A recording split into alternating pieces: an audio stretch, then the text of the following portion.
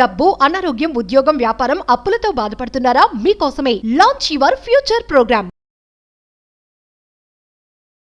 Hello నమస్తే, welcome to Suman TV. నేను కీర్తి. ప్రస్తుతం మనతో crypto currency analyst and pioneer అయిన మహేష్ గారు ఉన్నారు. వీరితో ఈరోజు కొన్ని విషయాల గురించి మనం డిస్కస్ చేద్దాం. నమస్తే అండి మహేష్ గారు. యా, సో ఇప్పుడు పై కాయిన్ గురించి మీరు ఒక్క మాటలో చెప్పాలి అంటే ఏం చెప్తారు? అసలు ఒక్క మాటలో అంటే it's just not a crypto, it's a moment, it's a revolution అని చెప్తా మేడం. అంతేనా? అంతకంటే గ్రేట్ వర్డ్స్ ఉండవు. Super fantastic mind blowing unbelievable project. Pi coin moderators అని వింటూ ఉన్నాను. అసలు పై కాయిన్ మోడరేటర్స్ అంటే ఎవరండి? యాక్చువల్గా ప్రతి ఒక్క కంట్రీలో వాళ్ళ లాంగ్వేజెస్ తగ్గట్టు మోడరేటర్స్ సెలెక్ట్ చేసుకొని పైకోర్ టీమ్ వాళ్ళు తీసుకోవడం జరిగిందండి. మనం మైనింగ్ చేసుకున్న యాప్లో అక్కడ చాట్స్లోకి వెళ్తే చాట్ రూమ్ ఉంటుంది.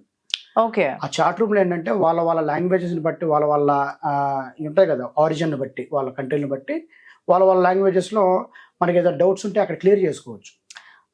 ఓకే. 24 hours అంటే 2 to 4 మోడరేటర్స్ ఉంటారు అనమాట. మన తెలుగు మోడరేటర్స్లో one of the famous moderators మన క్రాంతి గారు అండ్ రాణి రెడ్డి గారు అని ఇద్దరు మోడరేటర్స్ ఉన్నారు, తెలుగు మోడరేటర్స్.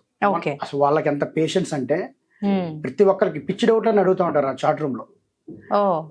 మనం అడిగే డౌట్లు ఆల్రెడీ ఇంతకుముందు ప్రీవియస్ వాళ్ళు చెప్పే ఉంటారు, అవి చూసుకొని మళ్ళీ వచ్చేసి డౌట్స్ అడుగుతూ ఉంటారు అనమాట. మమ్మల్ని కూడా వాట్సాప్ గ్రూప్లో అలా అడుగుతూ ఉంటారు. ఆ పెయిన్ మాకు తెలుసు.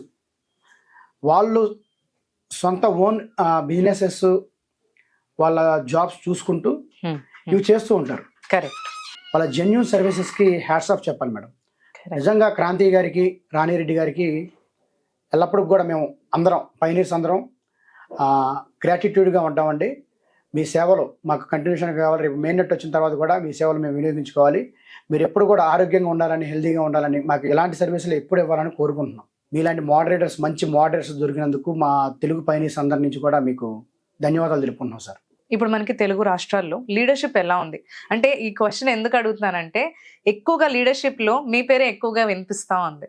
సో ఎందుకంటారంటే మీతో పాటు ఇంకేమైనా ఉన్నారా ఏంటి అంటే మేడం, ఇప్పుడు పూర్వం స్టార్టింగ్ మూవీస్ ఐడియా ఉంది మనకి, సినిమా హీరోలు ఉంటారు. వాళ్ళు ఎందుకని ఫేమస్? వాళ్ళు వస్తే మనం ఎందుకు, క్రౌడ్ ఎందుకు అక్కడ అంతమంది జనాలు ఉంటారు? వాళ్ళని మనం స్క్రీన్ మీద చూస్తాం కాబట్టి. కరెక్ట్. స్క్రీన్ మీద చూడకుండా వాళ్ళు వీధి నాటకాలు వేసుకుంటే ఎవరికి తెలియదు. ఆ గ్రామానికి మాత్రమే తెలిసిద్ది, ఆ మండలానికి తెలిసిద్ది. కరెక్ట్. థియేటర్లో సినిమా అక్కడ డిస్ప్లే అవుతుంది కాబట్టి చూస్తున్నాం, కాబట్టి ప్రతి థియేటర్ రిలీజ్ చేస్తున్నారు కాబట్టి వాళ్ళు ఫేమస్ అవుతున్నారు.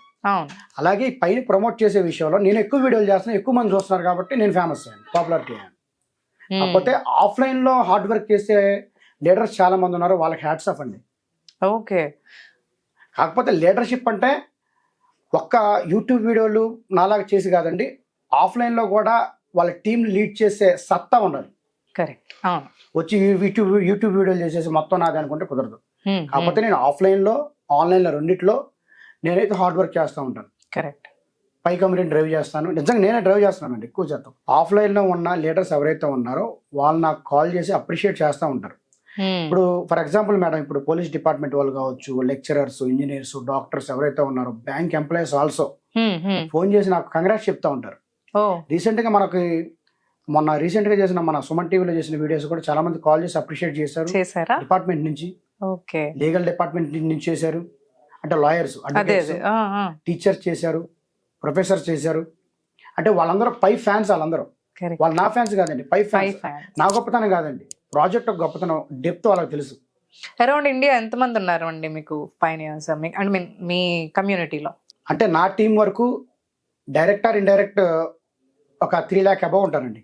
3 lakh మెంబర్స్ ఉన్నారా ఇప్పుడు మీ టీం, మీరు రైడ్ చేసే టీంలో? అరౌండ్ ఇండియా అంటే తక్కువే, ఎందుకంటే నాకు డైరెక్ట్ 1800 పీపుల్ ఉన్నారు. ఓకే. మరి వాళ్ళు కూడా రిఫర్ చేసుకుని ఉంటారు అందరం. అవునండి. నా ఎస్టిమేషన్ ప్రకారం 3 lakh ప్లస్ ఉంటారండి. అరౌండ్ ఇండియా ఎవ్రీ స్టేట్ లో ఉన్నారు. ఇంకో విషయం మేడం, రీసెంట్ గా హైదరాబాద్ లో వనస్థలిపురంలో ఆఫీస్ ఓపెన్ చేసాము. ఓకే. రేపు పొంగల్కి బెంగళూరులో ఓపెన్ చేస్తున్నాము. తర్వాత చెన్నై ప్లాన్ ఉంది. తర్వాత ముంబై, ఢిల్లీ, కలకత్తా, అస్సాం, ఇలాగ అరౌండ్ గోవా, పంజాబ్, కేరళ, ప్రతి చోట, కాశ్మీర్, అంటే కాశ్మీర్ టు కన్యాకుమారి 30 స్టేట్స్ ఉన్నాయి అప్రాక్సిమేట్లీ. 30 స్టేట్స్లో ఆఫీసులు లాంచ్ చేస్తున్నాం. 2027 లోపు మొత్తం స్టార్ట్ అయిపోతాయి. ఈ ఆఫీసెస్ ఎందుకు స్టార్ట్ చేస్తున్నామంటే మెయిన్ నెట్ ఓపెన్ అయిన తర్వాత పైకాయిన్ని ఎలా యూటిలైజ్ చేసుకోవాలో జనానికి తెలియదండి. కరెక్ట్. అవును, అంటే క్రిప్టో గురించి ఇప్పుడే మనం డెవలప్ అవుతున్నాం. క్రిప్టో విషయంలో అవును, అందరు అవేర్ అవుతున్నారు. సో మెయిన్ నెట్ వచ్చిన తర్వాత వాలెట్లోకి బ్యాలెన్స్ మూవ్ అవుతుంది. దాన్ని ఎలా యూటిలైజ్ చేసుకోవాలనే విషయం ఏదైతే ఉందో మనం పై నెట్వర్క్ గ్యారేజ్ ఆఫీసెస్ ద్వారా అందరికీ తెలియపరచాలనే ముఖ్య ఉద్దేశంతో లక్ష్యంతో మేము ఆఫీసులనే స్టార్ట్ చేయడం జరుగుతుంది. దట్టు ఇంకోటి ఏంటంటే జెన్యున్గా ఇస్తామండి సర్వీసెస్. 2027 మిడ్ లోపు 30 స్టేట్స్లో ఆఫీసులు అనేది స్టార్ట్ చేసేస్తాం.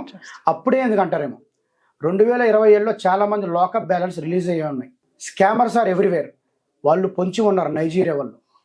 ఓకే, వాళ్ళని అప్రమత్తం చేసి ఎవరిని పైనేసిన అప్రమత్తం చేసి స్కామర్లకి గురవకుండా వాళ్ళని ఎడ్యుకేట్ చేయడానికి ఆఫీసులు అనేది పెట్టడం జరిగింది. ఇప్పుడు పై మీద ఫ్యూచర్ టెక్నాలజీ ఎలా ఉండబోతోందండి? నాట్ ఓన్లీ పై అండి, పైతో పాటు కొన్ని టెక్నాలజీస్ వస్తాయి.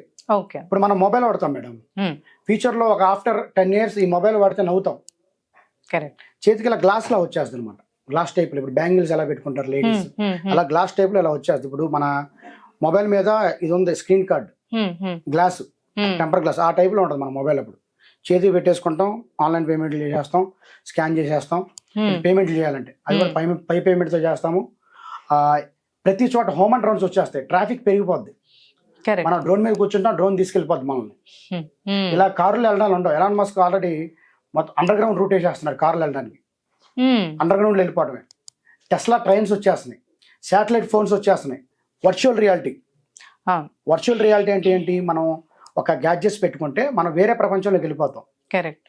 ఆ వేరే ప్రపంచానికి వెళ్ళినప్పుడు అక్కడ వర్చువల్ రియాలిటీలో కూడా కొన్ని ఇప్పుడు స్టేటస్ సింబల్గా ఆడికి 10 ఎకరాలు వాళ్ళ మామ ఇచ్చాడు రా, వాడికి బెంజ్ కారు ఉందిరా, వాడు రోల్స్ రాయిస్ మీద తిరుగుతున్నాడు రా, ఒంటి నిండా బంగారం వేసుకున్నాడు రా, మొత్తం దుబాయ్ షేక్ అని అంటారు కదా.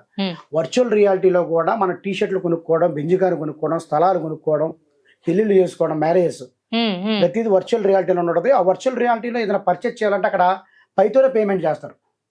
Because it's advanced version web 3.0 crypto currency. So పైన పేమెంట్గా తీసుకుంటారు. ప్రపంచం చాలా కొత్త పంతులు దొరుకుతుంది. దాంతోపాటు మనం కూడా పరిగెత్తాలి. ఇప్పుడు ఈ క్రిప్టో కరెన్సీకి ఏ నెట్వర్క్ అయితే ఎక్స్చేంజ్ కి సేఫ్ అంటారు?